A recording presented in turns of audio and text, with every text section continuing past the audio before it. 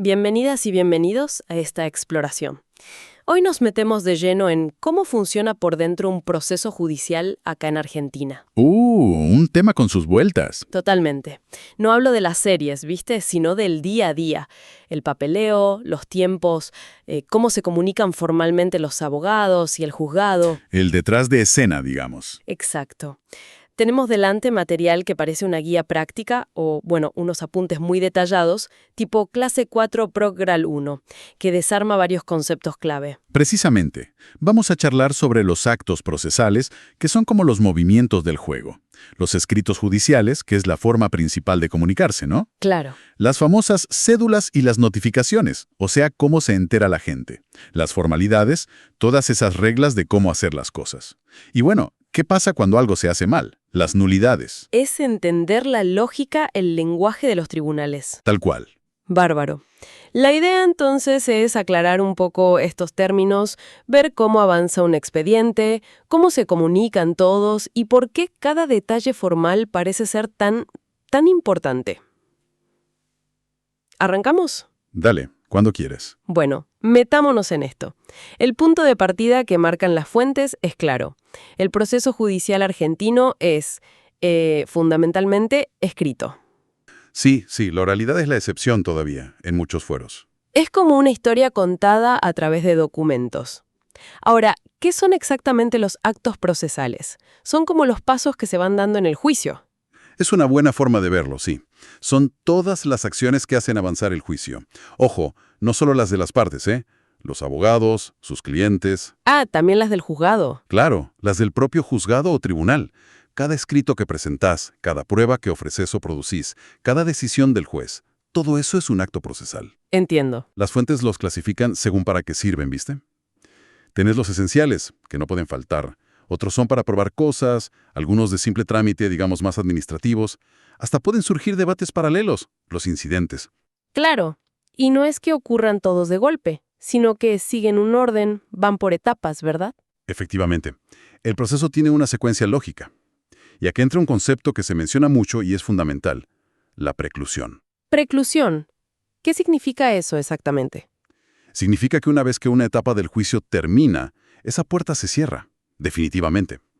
No puedes volver atrás a hacer algo que correspondía a esa etapa que ya pasó. Ah, mira vos. O sea, si no hiciste algo a tiempo... Perdiste la oportunidad en principio. Si no presentaste una prueba cuando debías, por ejemplo, ya está. Precluyó tu derecho a hacerlo en ese momento.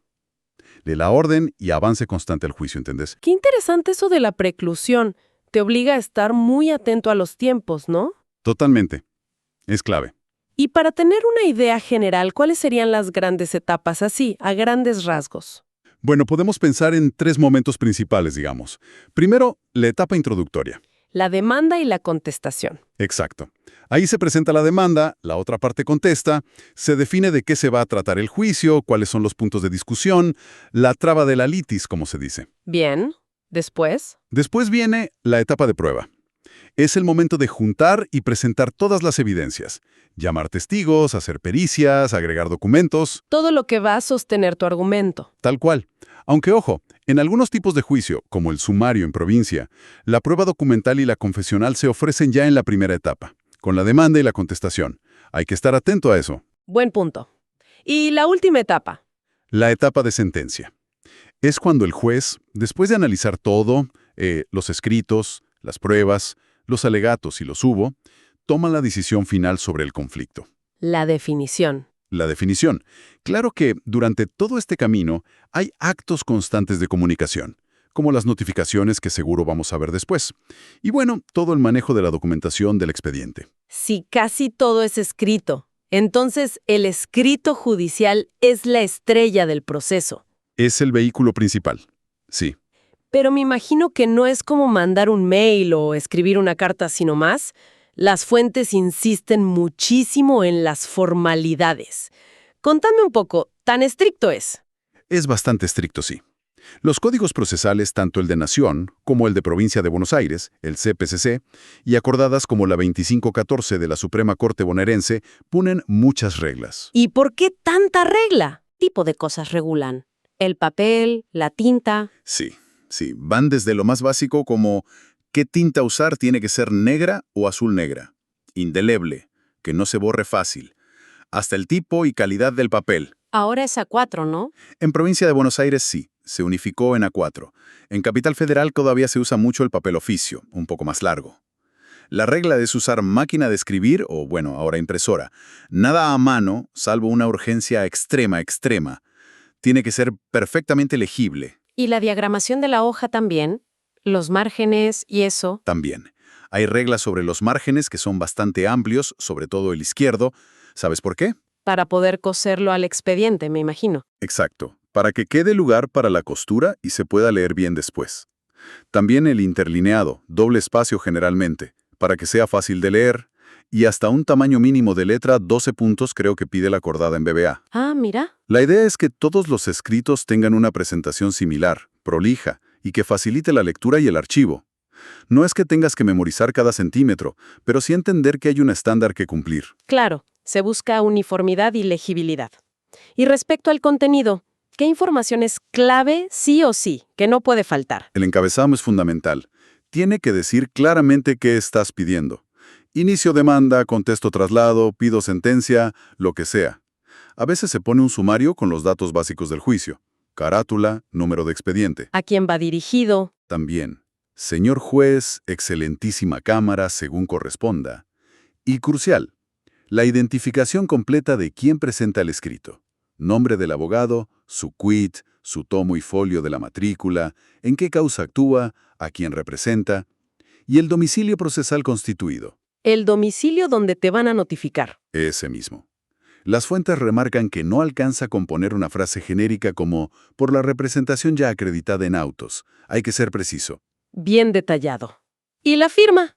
Me imagino que sin firma no vale nada el escrito. Exacto, es esencial. Un escrito sin la firma del abogado patrocinante o del apoderado es como si nunca se hubiera presentado. Se tiene por no presentado, directamente. Cero validez. ¡Qué fuerte! Y la firma siempre va acompañada del sello del profesional, que aclara su nombre, matrícula y colegio. Si falta el sello, el juzgado te lo observa, no le da curso. O sea, firma y sello, siempre. Siempre. En escritos importantes como la demanda, la contestación, es costumbre que firmen todas las hojas tanto el cliente como el abogado. Da más seguridad. ¡Qué riguroso todo! Mencionaste antes algo del cargo y un plazo de gracia. ¿Para qué sirven exactamente? El cargo es importantísimo, importantísimo. Es el sello que te pone la mesa de entradas del juzgado cuando reciben el escrito. El que prueba cuándo lo entregaste. Exactamente, con la fecha y la hora exacta. Hoy suele ser un sello mecánico o una impresión de computadora. Es la prueba fundamental de que presentaste el escrito a tiempo, dentro del plazo. ¿Y el plazo de gracia? Suena a salvavidas. Es una ayudita, sí. Si un plazo te vence un día determinado, la ley te permite presentar el escrito al día hábil siguiente. Pero ojo, solo dentro de las primeras horas de la mañana. ¿Cuántas horas son? Son 4 horas en provincia de Buenos Aires y 2 horas en Capital Federal. Es como una extensión mínima para el que llegó justo. Pero es un salvavidas, ¿eh? No hay que confiarse. Un detalle clave para no quedarse afuera por minutos. Tal cual. Y el tema de las copias, ¿por qué insisten tanto con eso? Leí que el artículo 120 del código es central en esto. Es que el juicio es contradictorio. Es un ida y vuelta. La otra parte tiene derecho a saber qué presentaste vos para poder defenderse o responder. El derecho de defensa. Claro. El artículo 120 del CPCC dice que de todo escrito del que deba darse traslado o vista y de los documentos que acompañes, tenés que adjuntar copias. ¿Cuántas? Tantas como partes intervengan. Copias para cada uno. Exacto. Esas copias son para dar traslado, o sea, para que el juzgado se las entregue a la otra parte o partes. ¿Y si no las llevas? Bueno, primero te intiman a que las presentes en un plazo corto. Si no cumplís con esa intimación, ahí sí te pueden tener el escrito por no presentado. Es grave. O sea, te quedas sin esa presentación. Te quedas afuera. Además, es clave, pero clave, quedarse siempre con una copia del escrito presentado con el sello del cargo para el archivo del estudio, por si el expediente se pierde o hay alguna duda. Esa copia con el cargo vale oro. Fundamental tener ese respaldo. Bien, entonces se presentan los escritos cumpliendo todas estas formalidades. Pero, ¿cómo se entera la otra parte de que presentaste algo o de lo que decidió el juez? Ahí es donde entran las notificaciones, ¿no? Correcto. Y acá el sistema argentino tiene una regla general que a veces sorprende, ¿eh?, a quienes no están en el día a día de tribunales. La notificación Ministerio Legis. Ministerio Legis, por Ministerio de la Ley. Exacto. Está en el artículo 133 del CPCC. La regla dice que salvo que la ley expresamente indique otra cosa, todas las resoluciones judiciales quedan notificadas automáticamente los días martes y viernes. ¿Cómo que automáticamente? ¿Sin que te llegue nada a tu casa o al estudio? Así es. La responsabilidad, la carga, recae en los abogados de las partes. Tienen que ir al juzgado. Tienen la carga de ir al juzgado los martes y viernes a revisar el expediente. El expediente tiene que estar disponible en la mesa de entradas, lo que se dice en letra. Si el expediente está en letra, se considera que te notificaste de todo lo nuevo que haya salido desde la última vez que fuiste. ¿Qué sistema? ¿Y si justo ese día el expediente no está? ¿Porque se lo llevó el juez o está en otra oficina? ¿Qué pasa? Ah, buena pregunta. Eso pasa seguido. Si el expediente no está disponible, el abogado tiene que dejar constancia de eso. Hay un libro especial en el juzgado, el libro de asistencia o libro de notas. ¿Y ahí qué hace? Allí anota que vino tal día a ver tal expediente y no estaba en letra. Eso se llama dejar nota. Si dejas nota, la notificación automática de ese día no corre para vos. Te salvás. Hay que dejar nota sí o sí. Sí o sí. Porque si no dejas nota, aunque no hayas podido ver el expediente, la ley presume que igual te notificaste. Es un sistema que exige mucha diligencia por parte del abogado. Suena un poco arriesgado, la verdad. Hay que estar muy encima. ¿Y no hay una forma más directa, más segura de avisar para las cosas realmente importantes? Sí, claro. Para eso está la excepción a la regla general.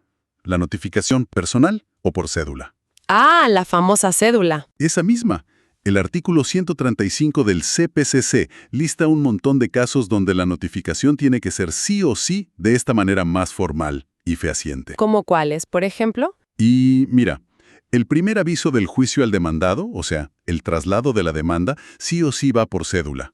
La citación de testigos, la sentencia definitiva, cuando se ordena un embargo o una medida cautelar y varias otras situaciones clave que el código enumera. Entiendo. ¿Y cómo es esa cédula? ¿Otro papelito lleno de reglas, me imagino? Jaja, sí, otro ejemplo de formalismo necesario, para asegurar que la información llegue correctamente y quede constancia. ¿Qué tiene que tener sí o sí para ser válida? Bueno, se hace por duplicado como mínimo, a máquina o impresa. Debe identificar bien el juzgado, las partes del juicio, actor, demandado, la materia, el nombre completo de la persona a notificar y su domicilio exacto. Hay que aclarar qué domicilio es. Sí, es importante aclarar si es el domicilio real de la persona, donde vive, o el domicilio procesal constituido, el del estudio del abogado. Y un detalle práctico, al menos en Capital Federal, es indicar la zona de notificación. Es un número que ayuda a la Oficina de Mandamientos y Notificaciones a organizar el reparto.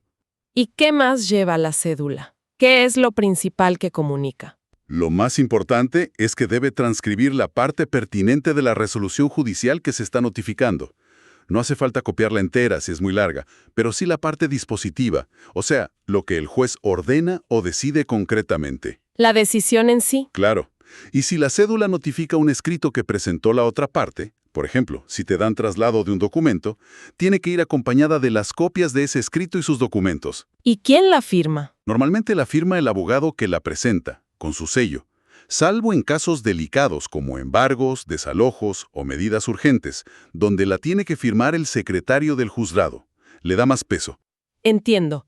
¿Y hay algún control antes de que la manden? Digo, para evitar que salga con errores y después sea un problema. Sí, fundamental. Antes de que la cédula salga del juzgado para ser diligenciada por el oficial notificador, pasa por un control interno que se llama confronte. Confronte. ¿Qué miran ahí? Un empleado del juzgado revisa que cumpla con todos estos requisitos formales que hablamos, que estén todos los datos, que el domicilio sea claro, etc. Y lo más importante, que lo que dice la cédula, sobre todo la parte de la resolución transcripta, coincida exactamente con lo que está en el expediente, con la resolución original del juez. Un chequeo de calidad, digamos. Tal cual, un control de calidad. ¿Y si detectan un error en ese confronte? ¿Qué pasa?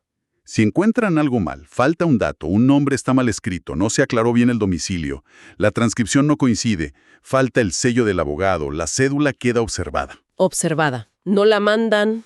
No se la manda a notificar. Se le marca el error, a veces con un sello o una nota, y queda ahí usualmente enganchada al principio del expediente, para que el abogado la vea cuando vaya al juzgado, la corrija y la presente de nuevo bien hecha. Ah, es un filtro importante para evitar futuros problemas. Exacto, para evitar nulidades por una notificación mal hecha. Y ya que estamos, un detalle. Para notificaciones que van a otra provincia o de provincia a capital federal o viceversa, hay que seguir las reglas de una ley especial, la Ley 22172. Asegura que esa comunicación tenga validez fuera de la jurisdicción del juez que la ordenó. Con tanta regla estricta para todo, para escribir, para notificar, para los plazos, es lógico pensar que a veces las cosas pueden salir mal, ¿no? Alguien se equivoca. ¿Pasa? Claro que pasa. ¿Qué sucede si un acto procesal tiene un defecto grave? Ahí entra el tema de las nulidades, ¿verdad? Suena algo complicado. Lo es. Y es la sanción más severa que tiene el sistema para un acto que se hizo mal, que tiene un vicio grave. Si un acto procesal tiene un vicio o defecto importante que le impide cumplir su finalidad, se lo puede declarar nulo, No lo significa inválido. inválido, sin efectos legales, como si no hubiera existido o al menos sin los efectos que debería haber tenido. Estos vicios pueden venir de distintas partes, ¿viste? Por ejemplo, ¿qué errores concretos pueden llevar a que algo sea declarado nulo? Dame algún ejemplo. Pueden ser defectos en los escritos de las partes. Ya dijimos que la falta de firma del abogado hace que se tenga por no presentado, que es casi como una nulidad automática. Cierto. Pero también errores graves en la identificación de quien presenta o que pide. O, como vimos, no acompañar las copias obligatorias para la otra parte si no se corrige a tiempo. O problemas con el domicilio constituido que impidan la notificación. ¿Y si el error viene del juzgado mismo, también puede generar una nulidad? También, por supuesto, puede haber irregularidades del propio tribunal. Por ejemplo, si se hace un sorteo para designar un perito, pero las listas de peritos que usan no están actualizadas como dice la norma, ese sorteo podría anularse. Ah, claro. O en un juicio ejecutivo, que es para cobrar una deuda basada en un título especial, un pagaré, un cheque, una sentencia. Si el documento con el que se quiere cobrar resulta que está adulterado o es falso, la parte afectada puede plantear la falsedad de la ejecutoria. Busca anular esa ejecución. Entiendo. Parece algo que todos querrían evitar a toda costa, la nulidad. ¿Hay maneras de prevenir o de solucionar estos errores antes de llegar a pedir una nulidad formalmente? El sistema intenta tener mecanismos para sanear o corregir errores menores y el confronte de las cédulas que mencionamos recién es un control preventivo para evitar notificaciones nulas. Para que no salgan mal de entrada. Exacto. O si durante el juicio aparecen documentos donde una persona figura con nombres ligeramente distintos, pónele Elena Martínez en uno y Elena Martínez en otro. ¿Qué puede pasar? Puede pasar. El abogado puede pedir un auto de identidad. Es una resolución del juez aclarando que, a los efectos de ese juicio, se trata de la misma persona, para evitar confusiones o futuros planteos. O si la carátula del expediente tiene un error en un nombre, se pide la rectificación. Son formas de arreglarlo sobre la marcha. Bien, hay formas de subsanar. Ahora bien, y acá volvemos a un concepto clave. La preclusión, me imagino. La preclusión. Generalmente, no puedes plantear una nulidad en cualquier momento. Si ya pasó la etapa donde ocurrió el acto que consideras viciado y no dijiste nada en la primera oportunidad que tuviste, en principio perdiste la chance de pedir la nulidad. O sea, hay que estar atento y plantearlo rápido. Muy grave, absoluta o que resienta interés después. Pero la regla es que la posibilidad de impugnar también tiene su tiempo, precluye. Y si pasa lo peor, que es que el expediente físico se pierda o se destruya. ¿Puede pasar eso? Puede pasar, lamentablemente. Hay un procedimiento especial para reconstruirlo, juntando las copias que tengan las partes, el juzgado, buscando registros. Es un trabajo enorme. Y vale aclarar, para terminar con esto, que también existen planteos de nulidad que no atacan solo la forma, sino el fondo del asunto. Por ejemplo, en temas de jubilaciones, a veces se plantea la confiscatoriedad. ¿Confiscatoriedad? Sí, se argumenta que una norma o el cálculo que se hizo de la jubilación es tan bajo o injusto que viola derechos de la Constitución como el derecho de propiedad. Y se pide que esa norma no se aplique en ese caso concreto por ser, digamos, nula en su aplicación. Clarísimo. Entonces, lo que desde afuera puede parecer un montón de burocracia, de papeleo sin sentido, En realidad es un sistema bastante armado, ¿no?